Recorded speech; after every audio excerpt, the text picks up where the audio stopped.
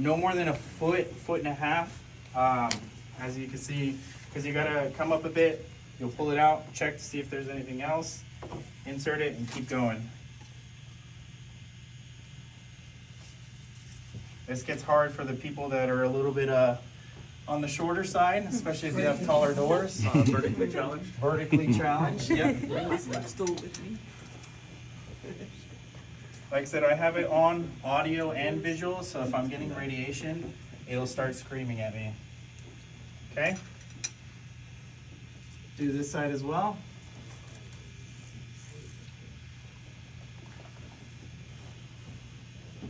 Like I said, our process is slow and methodical. We want to make sure there's nothing coming out of the room that we can detect ahead of time. Always check the door handle as well. Okay. So then Sergeant Watkins comes in. Now that he has checked the door for pH and anything like that, I can come in under safety knowing that I'm not going to burn out any of my sensors. Now, we can only move as fast as our slowest piece of equipment. Where this may get you a reading within a few seconds, this can take 10 to 15. So if you're moving way too fast, you can be at the top of the door to readings from the bottom. So now I'm going to come in nice and slow with all pieces of equipment. I have big hands, so it makes it super easy to do this. But I can actually hold all three relatively well. We're going to move just nice and slow. We're going to pay attention to any sort of elevated readings. Currently, I'm not getting any. And we're just going to slowly come up the door. I'm going to speed this up because fuck this. And we're going to come up, over, and down to clear the door. If there's no elevated readings, we can read that back up and we can go to clear the door. He'll let me know, hey, I didn't get any elevated readings. I'll call that up. No elevated readings, permission to crack the door. Our recon NCIC says, Roger, permission to crack the door, granted. So the first thing I do before anything, we want to make sure if it's a door that swings open, you don't want both people in front of the door. Because if there is some kind of explosive or something, you don't want both people going down. So usually he'll stay not too far away from me, or he'll stay behind the door where it doesn't open. So I like to crack it open. Remember, arm's length or eyes on. So he's right here. I can kind of see him. If I was in suit, I'd stand like this. The door swings open, it's not going to backblast the pressure out, and the door's not going to hit me. If it hits him, I can start pulling him out and radioing back for man-down procedures. So we usually have flashlights. We like to kind of check the cracks of the doors. Once I've visually cleared it that I don't see any kind of tripwires or explosives, then I start getting my gear. And he can help me out. He can put his stuff down and help me hold the door when I start kind of getting the equipment in there. So this is Sergeant Watkins right here. Yes, my big ass poop. And this one, I'm just gonna stick the radiological device in there. See if I'm getting any readings. No elevated readings.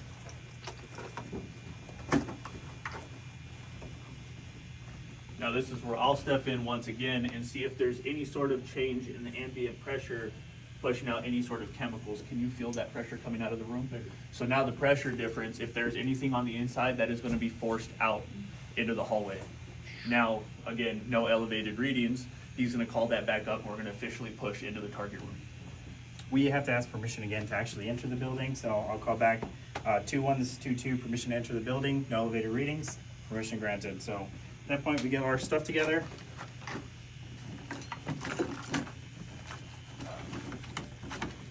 And we come in.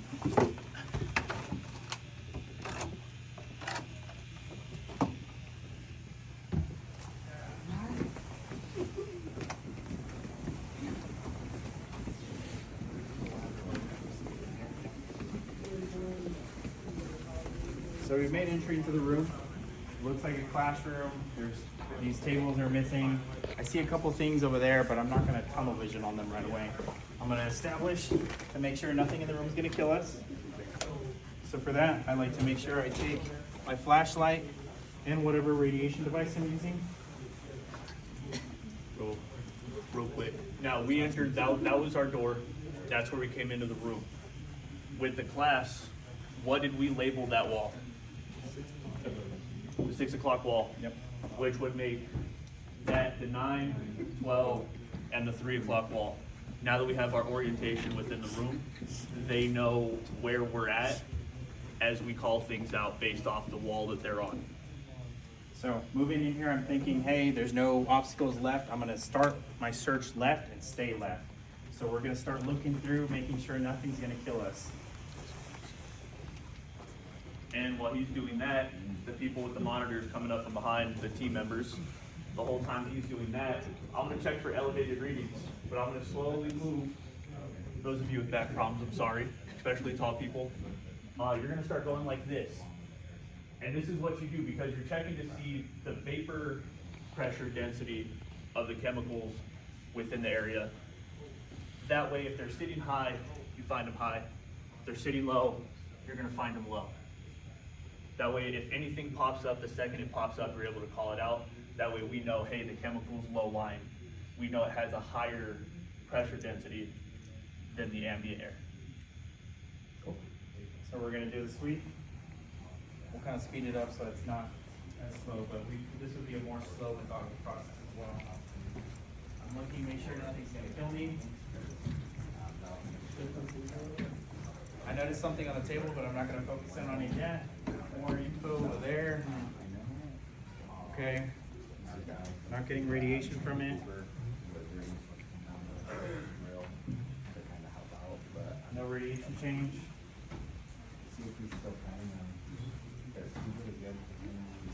I'd be communicating with them, hey, you getting any readings? Nope, no elevated readings. Okay.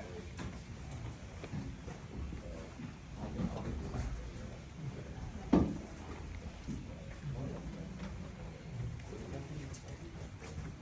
we've cleared the room.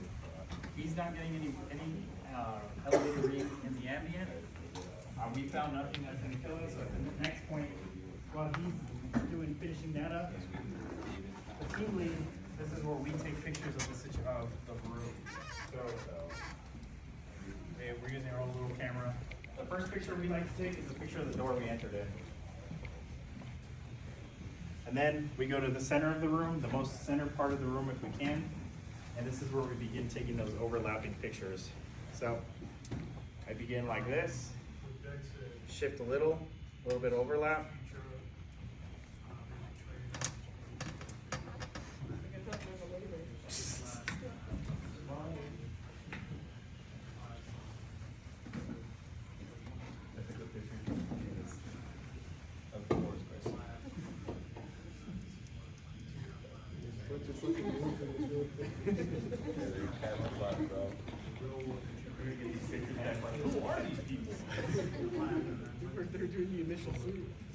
Okay, so I just 360. You notice some items over there, so we're going to go ahead and start investigating that area, doing the site care.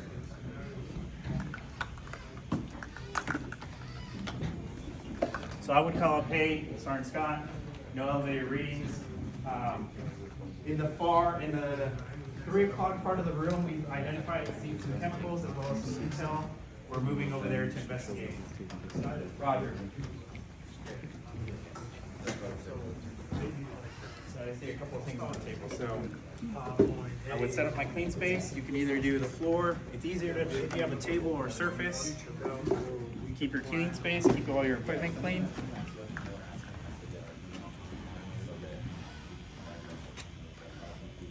And start calling up, hey, 2-1, this is 2-2. On the 3 o'clock wall and table, I found a piece of intel that's indicating sarin formula. I'm taking a picture of it for the cold zone.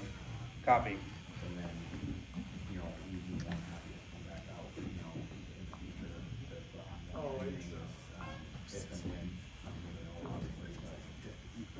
See over here, some chemicals I don't know. I want to be able to manipulate them, so I'm going to go ahead and take a picture of them. Now, as a team member, knowing the process is important. So, watching him take the pictures, we know that he noticed the chemicals. What didn't he do prior to start focusing in on the chemicals? So yeah, man, you guys can, Not quite. What else do we have? He didn't use the detectors yet? Not yet. Not yet. We're getting there. He didn't take an overarching picture. So when we take pictures, we start back and we show the whole table. And then we zoom in. If there's some sort of lab process, we'll break it down by lab process and take pictures. Then we step in, move chemicals, and take pictures of names. So in that process, noticing that he didn't take the big picture, I'm gonna come to him and be like, hey, did you take the picture of the full lab process prior to coming down? And I say, Roger, thank you, Sir Watkins. Take the bigger of the screen. Cool. So we've also noticed we have more intel over here. We have some kind of date, maybe some kind of location. I'll call that up. Hey, 2122. On the whiteboard, we have February 9, 2025, circled with El Paso Army Reserve Center. Copy. Pertinent information.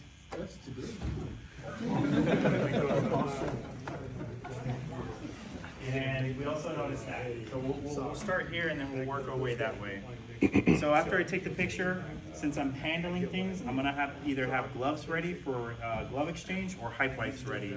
So I'll let them know, hey, I want to do hype wipes. Like, let's get our clean space area set up so I can start getting those ready. Yep. Cool. We'll just use, is this part of it, or can I use this to throw shit down? You can use that. Cool. So with that going on, I'm gonna place all of my ambient air reading monitors down somewhere close to where we're working. That way, if they go off, they're within the area, we know it's here.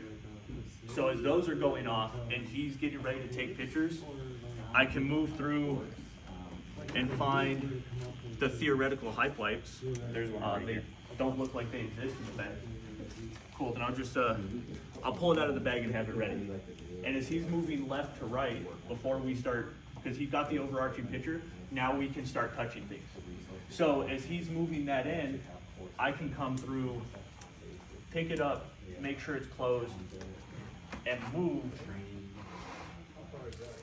That way it's easier to take pictures. So as he's moving down the line, kind of keeping them within the area, I will move every single bottle meticulously.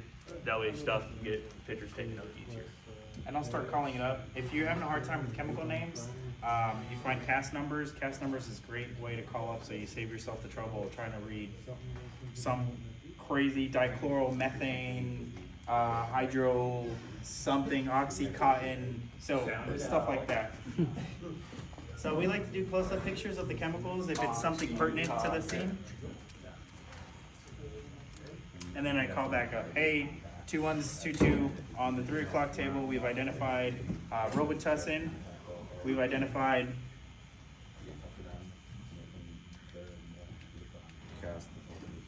I'm gonna look for a cast number. If I don't see anything in the front, I look in the back.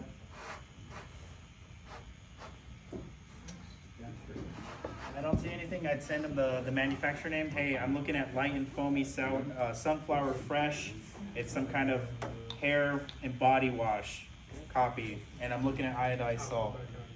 Cool. Simple as that. If there was something spilled on the table, if there was like a container that had mixed liquids that we didn't know, this is where we begin doing the pH process, checking to see what it is. MA, and if we had time, we'd do downrange analytics with RMX MCR. But for us, first we identify everything in the recon, and then we move into the analysis part. So this is kind of as far as we go for now. If there was an actual lab process set up, we'd start calling that back. But we're gonna move on to the next one. And So, now that he's measured it for pH and did all the color metrics, what can we do with the detectors? Now we can start seeing if things are off-gassing or we need to close some stuff up. So for us, a big part of our mission is life safety. So if things are off-gassing, the quicker we can get them closed, the better. And then we're done here, we're gonna move on to the next part. so we noticed another setup over here. Same thing, we're gonna have our clean space.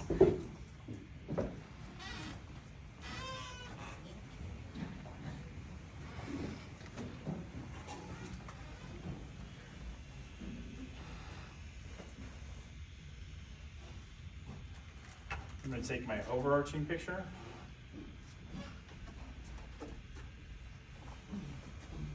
And then I'm gonna start kind of going in there. Having the hype wipe ready when we're done with the hype wipe. ammonia, oil, isopropyl. Copy. High wipe, trash. I start calling that back up to 2-1. Hey, 2-1's 2-2. 3 o'clock wall towards the 3-6 area. We found a table with isopropyl, ammonia, and some kind of oil. Copy. We have processes here. We'd start doing a deeper analysis. Again, pH, M8. If it's okay to use, if it's within that 3 to 11 range, we'd start using our multi-rate JCAD. He can also not put the sensors right up to it, but if he's getting any readings, he can kind of check them from out here. Since he's not specifically putting it into the materials. Well, there's nothing here, so Yeah, once this is cleared, then he can Yep. start So- sniffing these. once it's cleared, we're gonna come in, we're gonna kind of move left to right, especially if there's a lot of stuff on the table, it makes it easier to kind of break it down, going left to right, moving slowly. Not getting anything here, you can kind of bring them back across the top. Now, I know the ammonia is gonna be a little finicky, but you can get an elevated VOC reading, which now I got it to start to kind of climb. We'll see if we can get this to alarm. There it is. So I kind of said this for some of you guys. You guys remember the peak menu? Yes. So I didn't catch what it was because I'm in suit and it takes like 30 IQ points just to get the suit to operate. So I'm gonna come over here and I'm gonna hit this rightmost button once and it's gonna view my peaks. I'm gonna let them know, hey, we got an elevated VOC reading of 1,136.3 parts per million. Okay. So then I would call up, hey, 2-1's 2-2 at the sample site number 2. One of the ammonia was giving off 10042 parts per mic. So we like to say parts per Bravo, parts per mic, just to distinguish those units. So from here, we call back, hey, we've accomplished the site characterization. Is there anything else you want us to do downrange? He would either have follow-on missions, or he would be, hey, you've completed your site recon. Let's do some, if you still have time on air, let's go ahead and move into downrange analytics with FTIR RMX. What did we miss? The after photo of disturbing the site. So, But towards the end, what else?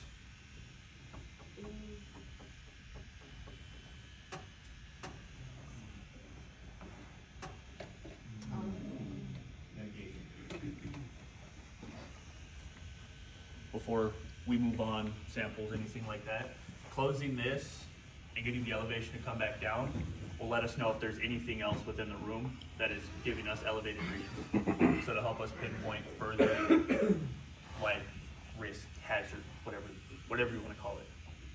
So, yep, mitigation is an important thing, making sure you're not getting additional readings if it really is this that's giving you readings in the room. And like I said, this is where the point where it becomes follow-on missions. If you still have time, if it's too hot and the team only had enough air, enough of their health to be able to do just recon, then like you guys have multiple teams, so you could switch out. The next team would come in and start identifying sites to sample. With the pictures you took, your officers and NCOICs would start saying, hey, we're noticing this distillation process. I want to set this round bottom beaker as sample site 1, this one is sample site 2. Let's get that going. So then the next team would come on. So that's kind of the gist of how we do site care. I think that's kind of about it. At this point, if that was our only mission, after we've mitigated everything, completed the site care, taking good pictures, we would ask permission to head out to decon. On the way out, we just make sure that we're not taking anything else with us, making sure if we did have any trash, keeping it nice and orderly from the scene, and we would kind of just... Correct me if I'm wrong, right? So a lot of the rooms we go into have one door. We go in and out one way. In a room like this, we came in through that door, why wouldn't we go out through this door? Because you've already checked that door, you know it's clear. For, Yeah. there it is. So we're not gonna go out this door, we're gonna exit the same door we came in and then proceed back to decon. You guys have any questions? On top of what he said, we'd also exit out that door because as they're going through, they're painting a picture for me on where they are in the building or in the room, right? night, so I'm tracking where they are at all times. So if they exit through that door and they're saying, hey, we're leaving back to decon, they exit that door, and this is a small area, so it's not a huge deal, but if they exit out that door and one of them goes down or both of them go down due to a hazard or whatever the case may be, and I activate the backup team to go get them, am I gonna know where they're at? There's a chance that the backup team gets there and they're like, well, where the hell are they at? Or we don't know how to get to them, like, and at that point, they may or not be able to talk us on to where they're at. So it becomes a safety issue as well. That's it?